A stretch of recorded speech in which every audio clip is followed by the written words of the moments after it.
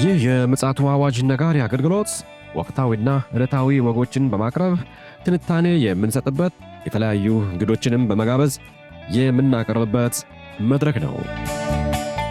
መረጃዎችን ያጠናከረ ይዞልን የሚመጣው ፓስተር አለማየሁ ነሙ ሲሆን ፕሮግራሙን የመራና መሰናዶውን ኤዲት በማድረግ ወደ እናንተ የሚያቀርበው ይልቃል አስራት ነው። መልካም ጊዜ። ሻሎም ሻሎም ክቡራትና ክቡራን ውድ የምፅዓቱ አዋጅ ነጋሪ አድማጮቻችንና አድምተኞቻችን ሰላም ለእናንተ ይሁን።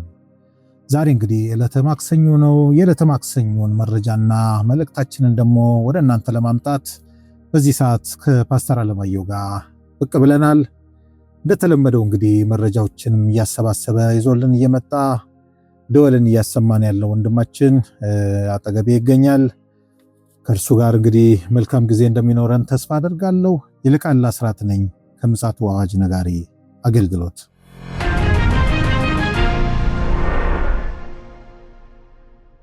አድማጮቻችን እንግዲህ በትላንትናው ዕለት በእሁዱ ምሽት እንግዲህ ዓለማችን በከፍተኛ ደረጃ በሚባል ሁኔታ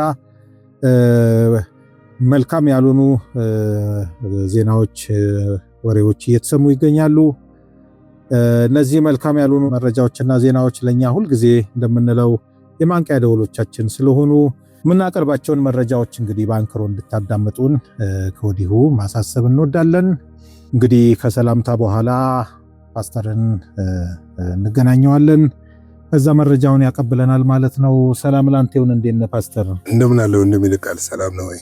እግዚአብሔር የተመሰገነ ይሁን። ትናንትናም እንግዲህ አንድ ሁለት መረጃዎች በቀኑን በማታ አስተላልፈን ነበረ። እጅግ የሚያሳዝን መረጃ ነበረ። ዛሬ ደግሞ ሌላ መረጃ ደግሞ ልታቀብለን ይዘህልን መጥተሃል። ምን ይሆን እስኪ ይዘህ የመጣኸው መረጃ? እንግዲህ በአሜሪካ በቻይና እና ኢራን መካከል ሌላ ደግሞ አዲስ ውጥረት ተፈጥሯል። ይሄው ምንድነው? አሜሪካ አንድ የቻይና የጦር አንድ ቃጫኝ መርከብ በቁጥጥር ስር አውለዋል። ይህንን ያዋሉት የቻይና የባህር ኃይሎች ናቸው። ሜሪን ኮማንዶ የሚባሉ ወይም ባህር ኃይሎች የእንቅስቃሴዋን ገታው በቁጥጥር ስር አውለዋል። የአሜሪካ መርከብ ናት? የቻይና መርከብ ነች። ይህን የሚያደርጉት አሜሪካኖች ናቸው። እና የተሰጠው ምክንያት ምንድነው? የሚሳኤል መስሪያ የሚሆኑ ሞተሮችና ቁሳቁሶች የጫነች መርከብ እንደሆነ ይታወቃል። እና ጉዞዋን ታደርግ የነበረ ወደ ኢራን ነው።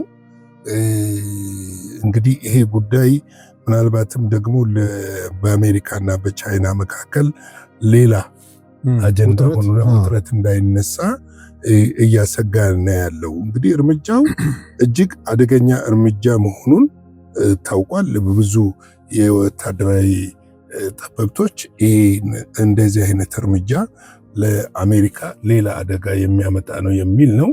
ነገር ግን ደግሞ መርከቧ ጫነች የተባለው ነገር ደግሞ ሲታይ አሁን ላይ በፍጥነት 24 ሰዓት ነው ቻይና ማነው ኢራን ሚሳኤል እያመረተች ያለው ሮኬቶችና ሚሳኤል ቦሊስቲክ ሚሳኤሎች እያመረተች ያለችው። ከዚህ ቀደም በእስራኤል ጥቃት በጣም አያሌ መሳሪያዎች ወድሞ በጣም ሳምንት ሙሉ ነው እረፍት የሌለው ስራ ነው እየተሰራ ያለውና አንዳንድ እንግዲህ ባለፈውም ዘግበናል ሚሳኤሎችን እየሞከረች ነበረ እና ከፍተኛ የሚሳኤል ግባት የምታገኘው ከቻይና ነው እና ከቻይና ነው። የመርከቧ ባለቤት የቻይና መርከብ ነው የተባለው።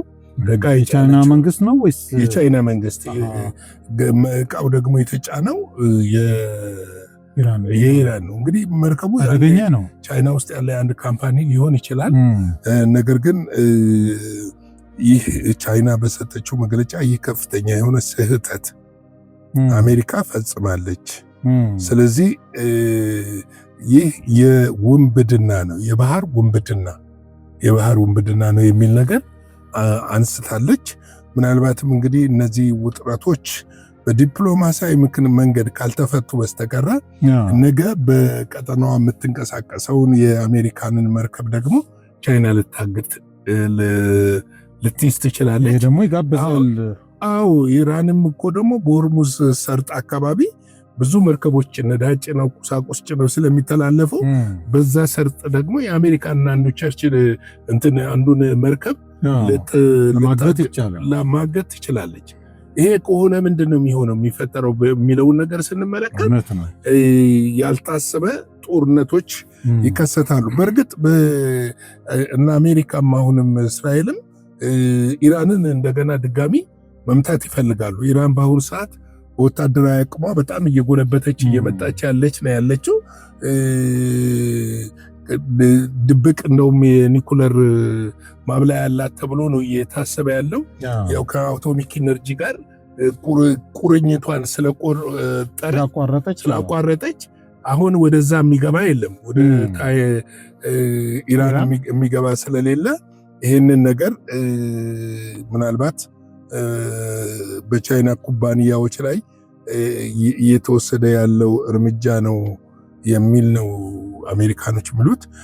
ቤጂንግ ከፍተኛ ተቃውሞን አሰምታለች። አሁንም ያልበረደ ነገር ነው ያለው። እንግዲህ ይገርማል። አሁን ባለፈው እንደዚሁ የቬንዙዌላን መርከብ በማገቷ ዋና ተቃዋሚ የነበረችው ቻይና ነበረች። ቻይናም ሩሲያም በዚህ ጉዳይ ላይ ከፍተኛ ተቃውሟል። አሁን ደግሞ በራሷ በቻይና ላይ ደግሞ ይሄ ነገር መጣ። አዎ እንግዲህ አሁን ምንድነው መሰለ ቻይናን ማነው ኢራንን አጣብቂኝ ውስጥ መክተት የምትችለው ወደ ኢራን የሚሄዱትን ነገሮች እንደነዚህ አይነት ነገሮችን እያገጥክ ነው። እያያዝክ ምን ታደርጋለህ? ወደ ሚሳኤል ማምረቱን ማደናቀፍ፣ የተለያየ ስራዎችን ማደናቀፍ ነው የምትለው። እዚህ ውስጥ እኮ ብዙ ነገሮች እኮ ይኖራሉ እኮ ፓስተር። አሁን ቴክኖሎጂውን ራሱ የመሰለል ምክንያቱም ለዛ ተቃራኒ የሆነ መሳሪያ ለማምረት ይህንን ቴክኖሎጂ ምናልባትም ማምከኛ አሁን ለምሳሌ ሚሳኤሉን የሚያንቀሳቅሱ ሞተሮች እዛ ውስጥ ካሉ፣ ማዕድኖቹ ካሉ፣ ሌሎች ቁሳቁሶች ካሉ ለእነ አሜሪካና እስራኤል ሰርግና ምላሽ ነው። ምክንያቱም ያንን ዲክቴክት እንዴት እንደሚያደርጉ ያንን ቁሳቁስ በመጠቀም ሊሉ ይችላሉ። ነገሩ እንግዲህ ቀላል ነው የሚባል አይደለም። ሌላው እንግዲህ ወደ እስራኤል የተሰማው ነው። የእስራኤል ፓርላማና የደህንነት አባላት ባደረጉት ዝግ ስብሰባ ተደርጓል። በጣም ጥብቅ ሚስጥራዊ የሆነ ስብሰባ አድርገዋል። ይህን ስብሰባ መደረጉን እንጂ ከዛ ያው እንግዲህ መረጃ በአንድም በሌላም በኩል ሾልኮ ይወጣል። ሾልኮ ስለሚወጣ ምንድነው ያለው ነገር የሚለውን ነገር ለማየት ሞክሬ ነበረ። እንግዲህ በዚህ በእስራኤል የደህንነትና የፓርላማ አባላት ዝግ ስብሰባ ከፍተኛ የሆነ ዝግጅት እንዲደረግ አዘዋል። ከዛ ወታደራዊ ዝግጅት እንዲደረግ አዘዋል። ይሄ ወታደራዊ ዝግጅት ለቀጠናው ብቻ አይደለም፣ ነገር ግን በኢራን ላይ ከፍተኛ እርምጃ ለመውሰድ እስራኤል እየተዘጋጀች እንደሆነ የሚያመለክቱ ጉዳዮች አሉ። እንግዲህ ባለፈው በጣም ቁጥሩ እጅግ ከፍተኛ የሆኑ ሚሳኤሎች፣ ጸረ ሚሳኤሎችን እና የተለያዩ መሳሪያዎችን ከአሜሪካ ሸምታለች። ታስታውስ ከሆነ እስከ $800 ሚሊዮን ድረስ ዋጋ ያላቸው የሚያወጡ መሳሪያዎች ሸምታለች። እና አሁን ላይ ያለው እንግዲህ በዚህ በእስራኤል የዝግ ስብሰባ ምናልባትም በዚህ ዓመት ወይም 2026 ሳይገባ ወይም ሲገባ ድንገተኛ እርምጃ ይጠበቃል። ምክንያቱም አሁን ላይ የቅድም እንደተናገር ነው የኢራን ሚሳኤል ማምረቻዎች ብቻ አይደለም፣ አንድ ያልተመታ ድብቅ ከዚህ በፊት እኔ አንስቼው ነበር። እሱ ነገር ታስታውስ ከሆነ ወደ ፓኪስታን ድንበር አካባቢ አንድ የዩራኒየም ማብላያ የኒኩለር ጣቢያ እንዳለ ይታሰባል። እና ይህንን እንግዲህ እነሱም የደረሱበት ይመስለኛል። ከፍተኛ እርምጃ ለመውሰድ ወስነዋል። ሌላው በሐማስ ላይ አሁንም የሚወሰደውን እርምጃ እስራኤል አጠናክራ ቀጥላለች። ሐማስ ላይ እየተወሰደ ያለውን እርምጃ እንግዲህ በቅርቡ በትናንትናው ወዲያ አንድ የሐማስ ከፍተኛ አመራር ገላለች። ይህንንም መሞቱንም ደግሞ ሐማስ ራሱ አስታውቋል። እና ምንድነው ያለው? ሐማስ ድርድሩ እዚህ ጋር ነው የፈረሰው የሚል ነገር አንስቷል። በእርግጥ እንግዲህ ቀጠናውን አሁንም ኢራን በስውርም ይሁን በምንም እየመራችው ነው ያለችው። እነዚህ አሸባሪዎችን